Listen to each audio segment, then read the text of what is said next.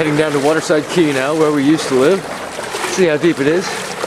It looks like it's gonna get pretty close to my waist, so I'm really stupid for even contemplating this concept. Moving my cigarettes into a slightly higher pocket.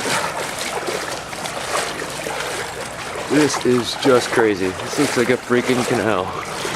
Yes, JP, this is where we used to live.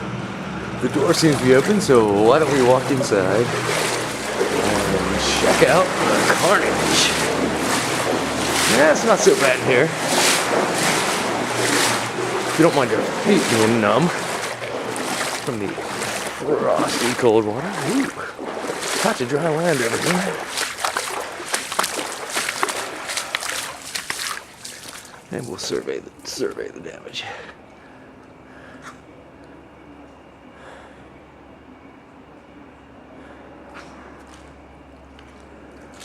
For those of you who may not know, right up there is our old apartment. I'm going to stop recording now for a bit while I tie my shoes.